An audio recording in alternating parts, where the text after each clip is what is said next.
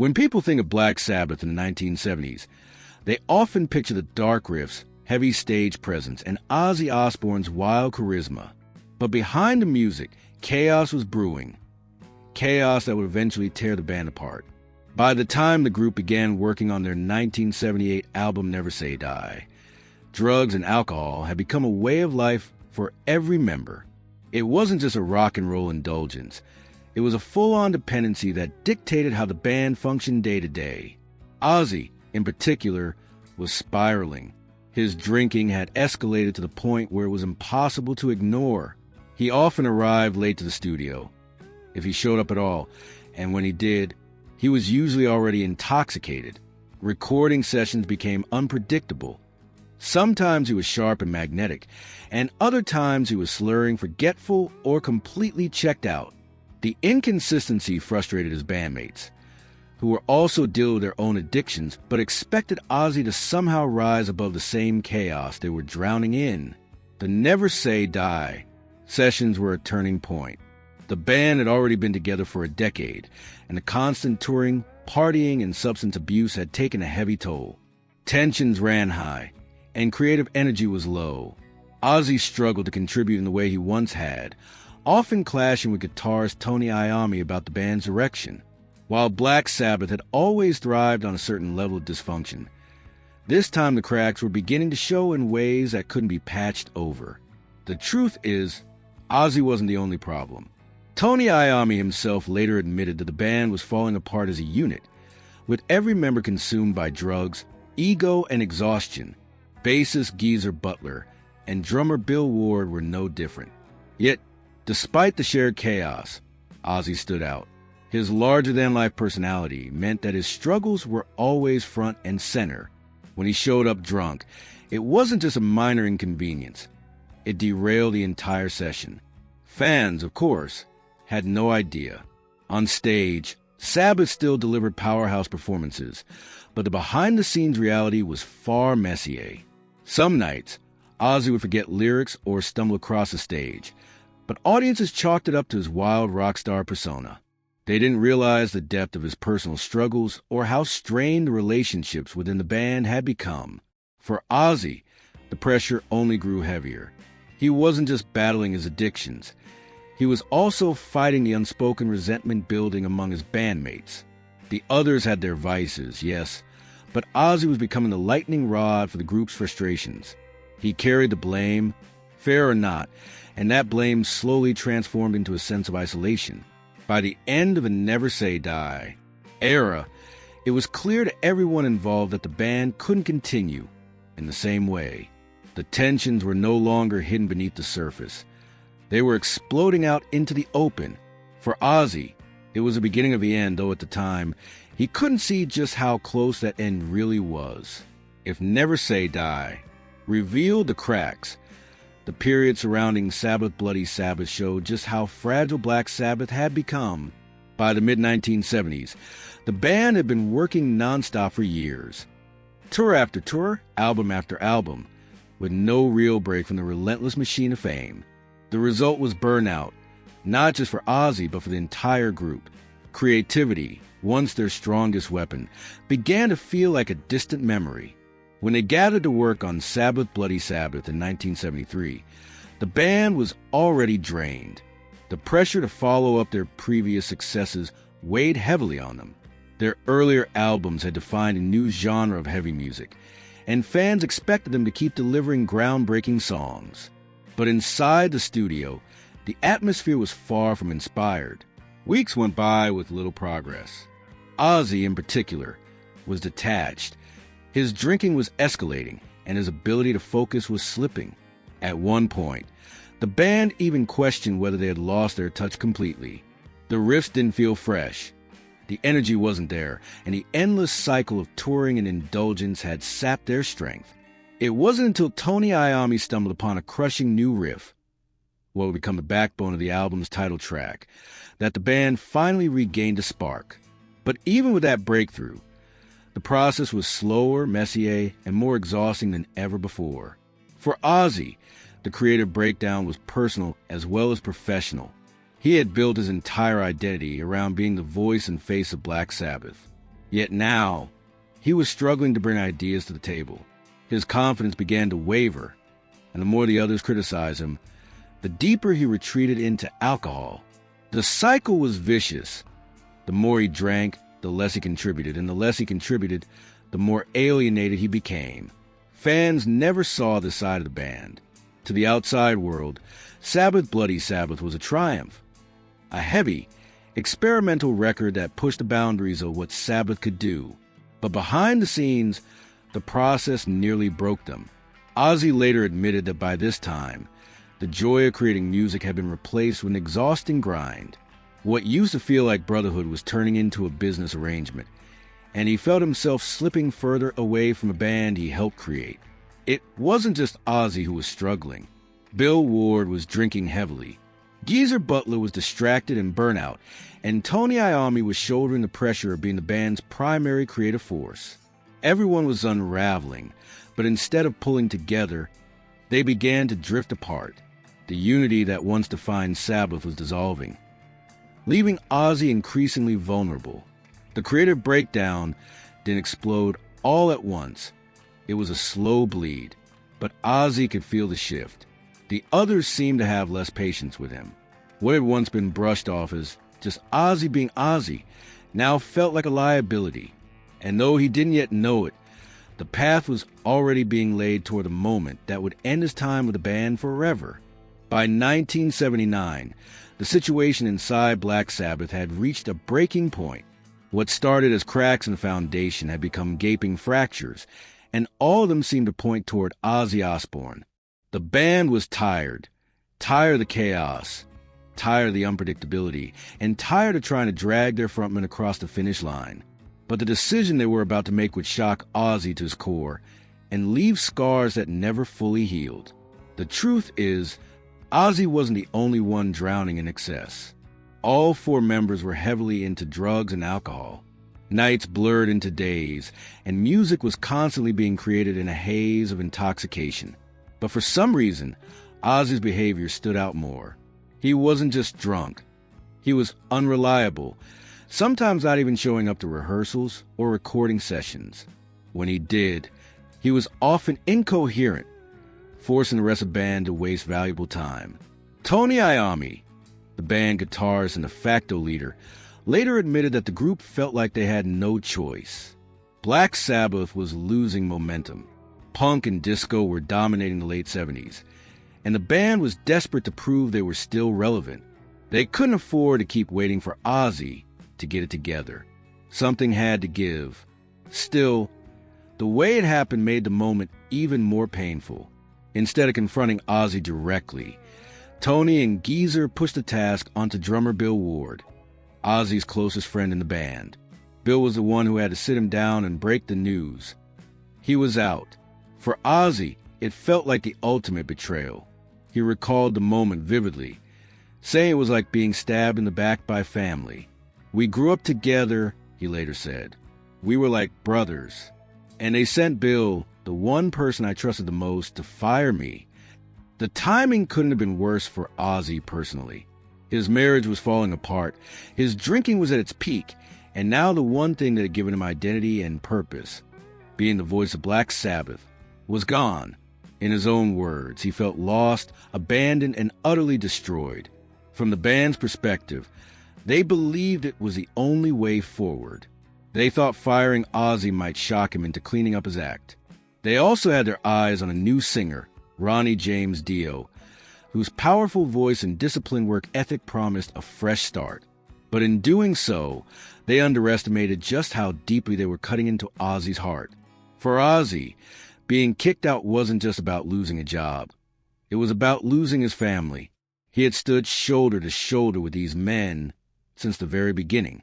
They had built an empire together, survived the madness of fame, and changed music forever. And now, just like that, it was over. He later admitted he wasn't even surprised. Deep down, he knew it was coming. But that didn't make it hurt any less. If anything, it only made the betrayal sting harder. For Ozzy Osbourne, the firing from Black Sabbath wasn't just a career setback. It was a wound that cut deep into his soul. This wasn't some corporate band where members were interchangeable. These were childhood friends, guys from Birmingham who had shared the same rough streets and the same wild dreams. Together, they had turned heavy metal from an underground curiosity into a global phenomenon. And then, in Ozzy's eyes, they tossed him aside like he didn't matter. The betrayal was amplified by how it went down. It wasn't Tony Iommi, the band's driving force, who had the guts to face Ozzy. It wasn't Geezer Butler, with whom he had shared countless drunken nights. Instead, it was Bill Ward, his closest ally in the band, who delivered the blow. Bill admitted he didn't want to do it, but the others pushed him into the role. For Ozzy, that was the final twist of the knife. If even Bill was turning against him, who could he trust? He later described the moment as a complete emotional collapse. He went from anger to despair in the blink of an eye. At first, he was furious, ranting about how the others were hypocrites. After all, they were all drowning in substances too, yet somehow he was the one singled out. "We were all messed up," Ozzy would say, "but I was the only one who got punished for it." To him, it felt like scapegoating, like the others needed someone to blame for band's decline, and he was the easiest target. But beneath the rage was something even heavier: heartbreak. Black Sabbath wasn't just a band to Ozzy. It was his identity, his escape from a working-class life that offered little hope. Without Sabbath, who was he? A washed-up drunk? A failure who couldn't hold his life together? The thought consumed him. In the months following his firing, Ozzy spiraled even deeper. He isolated himself, living in a haze of booze and drugs. He locked himself in a hotel room for weeks at a time, hardly leaving, hardly eating, just drowning in the bottle. The sense of betrayal fueled his self-destruction. If his own brothers had turned their backs on him, what was the point in trying? Meanwhile, Sabbath moved on quickly with Ronnie James Dio, releasing Heaven and Hell in 1980. A record hailed as a comeback. To fans, it looked like the band was thriving without him. And for Ozzy, seeing them succeed without him was salt in the wound. He couldn't escape the feeling that they had not only abandoned him, but replaced him without hesitation. And yet, even in his darkest days, there was a flicker of defiance. Deep down, Ozzy wanted to prove them wrong. If Black Sabbath thought he was finished, he would show them otherwise. That seed of determination, buried beneath layers of anger and pain, would eventually grow into one of the most unexpected comebacks in rock history. But in the moment, all Ozzy felt was betrayal. The kind that doesn't just bruise you, but scars you for life. When the dust settled, Ozzy Osbourne found himself alone, broken, and drifting without direction. Black Sabbath, the band he had given his entire life to, carried on without him, while Ozzy seemed destined to fade away as just another rock casualty. The tabloids whispered that he was finished. Music journalists dismissed him as too unstable to mount a comeback. And Ozzy himself? He believed it. For months, he locked himself away in a haze of drugs and alcohol, convinced that his story was already over. In his darkest moments, Ozzy sank to frightening lows. He barely left his hotel room, ordering endless bottles of booze, surrounded by chaos and despair. Friends who visited described a man who looked like a ghost of himself. Consumed by anger and heartbreak, he was broke, directionless, and convinced that Sabbath's betrayal had sealed his fate forever. If not for one unexpected ally, Ozzy might have been lost completely. That ally was Sharon Arden, the daughter of Don Arden, the notorious music manager who had worked with Sabbath. Sharon saw something in Ozzy that no one else did. Where others saw a washed-up frontman, she saw potential. She pushed him to get back on his feet, to channel his pain into music rather than destruction. Sharon's belief in Ozzy would not only save his life, but also ignite one of the most shocking second acts in rock history. With Sharon's guidance, Ozzy slowly began to rebuild. He recruited a new band, including the legendary guitarist Randy Rhoads, whose soaring, virtuosic playing became the backbone of Ozzy's rebirth. Together, they crafted songs that were heavier, sharper, and more melodic than anything Ozzy had done before. His first solo album, Blizzard of Oz, wasn't just a comeback, It was a revelation. Tracks like Crazy Train and Mr. Crowley instantly proved that Ozzy wasn't just surviving without Sabbath. He was thriving. But while Ozzy's solo career exploded, the emotional scars of Betrayal never fully healed. He admitted that every success came with a bittersweet edge. On one hand, he was proud to have proven everyone wrong. On the other, he could never shake the memory of being discarded by the men he once called brothers. Every time Sabbath's name came up, the wound was reopened. Meanwhile, Sabbath enjoyed their own resurgence with Ronnie James Dio. Albums like Heaven and Hell and Mob Rules earned critical acclaim and kept the band alive. Fans were divided. Some embraced a new lineup, while others longed for Ozzy's wild, unhinged voice. The two camps argued endlessly, but one thing was clear. Both Ozzy and Sabbath had found new lives apart from each other. And yet, even in their separation, the ghost of Betrayal lingered. Interviews from the era revealed bitterness on both sides. Ozzy felt cast aside, while Tony Iommi and Geezer Butler insisted the firing was necessary. Neither side was entirely wrong, but the resentment kept them worlds apart. The aftermath wasn't just about music. It was about survival. For Ozzy, the betrayal became fuel. What could have destroyed him instead became the fire that drove him to become a solo legend. But the scars never disappeared. Even at the height of his success, part of him remained a wounded young man, wondering why his brothers had turned their backs when he needed them most. Looking back now, decades after the split, the firing of Ozzy Osbourne from Black Sabbath is remembered as one of the most dramatic breakups in rock history. At the time, it felt like a death sentence for Ozzy, and for the band it was a desperate gamble to stay alive. But with the distance of years, both sides have admitted that it may have been the only way forward. Still, the shadow of Betrayal never truly faded. For Ozzy, the fire became a turning point that defined the rest of his life.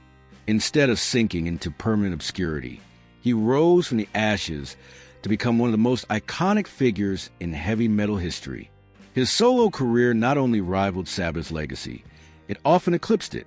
Songs like Crazy Train, Bark at the Moon, and No More Tears became staples of rock radio, and his wild, unpredictable persona transformed him into a larger-than-life legend.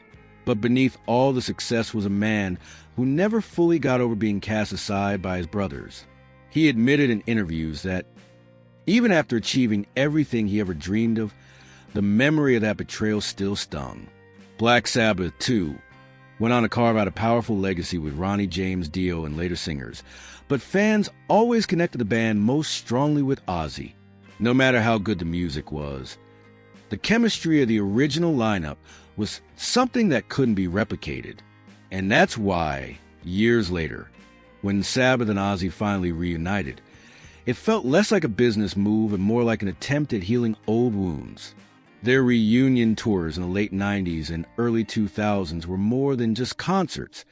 They were symbolic. They showed the world that, despite all the bitterness, the bond between these men was too deep to be broken forever. For fans, seeing Ozzy back where he belonged gave closure to decades of conflict. But for Ozzy himself, it was bittersweet. He often said he loved Sabbath, but he never forgot how it ended. The story of Ozzy and Sabbath is one of betrayal, yes, but also of survival and redemption. Ozzy could have become another tragic rock and roll cautionary tale, remembered only for wasted potential. Instead, he turned his darkest moment into the fuel that propelled him into immortality. The very act of being betrayed gave him the drive to prove everyone wrong. And in doing so, he cemented himself as the Prince of Darkness and one of the most enduring figures in music history. When we talk about the legacy of Black Sabbath, it's impossible not to talk about betrayal, heartbreak, and reconciliation. It's a story that reminds us how fragile even the strongest bonds can be, and how sometimes the worst pain can create the greatest triumph. And for Ozzy, the final word is clear. He may have been betrayed by Black Sabbath, but he refused to be destroyed by it. The story of Ozzy Osbourne and Black Sabbath is more than just a tale of betrayal. It's a saga of resilience, ambition, and the unbreakable human spirit. Being cast out of the band he helped create could have ended Ozzy's career before it truly began, but instead, it became the catalyst for his transformation into a global icon. From those early dark days of uncertainty, he rose to define an entire genre, proving that personal setbacks don't have to dictate your legacy. Black Sabbath's decision to part ways with Ozzy created ripples that shaped the future of heavy metal. The band evolved with new members and explored different sounds, yet fans always felt the missing piece: the original chemistry with Ozzy Osbourne. And for Ozzy, the betrayal never fully left him, but it fueled a determination that kept him going to the highs and lows of fame, addiction, and personal struggles. In a way, the split was a harsh lesson, but it also became a defining moment that helped forge a legend. Today, when fans look back on Ozzy's career, it's impossible to separate the music from the story. The triumphs, the setbacks, and yes, the betrayals. That tension is part of what makes his story so captivating. His life shows that even in moments of abandonment, greatness can emerge. And perhaps the greatest irony is that while Black Sabbath may have betrayed him, that very act propelled him to a level of fame and influence that would have been unimaginable if he had stayed comfortably within the band. Ozzy's journey is a reminder that even when doors close, the world often opens new ones, sometimes leading to an even brighter stage than the one you lost. So, if you enjoyed uncovering the untold story of Ozzy and Black Sabbath, make sure to hit like, subscribe, and turn on notifications so you don't miss more stories like this. Rock history is full of shocking twists, and we're just getting started.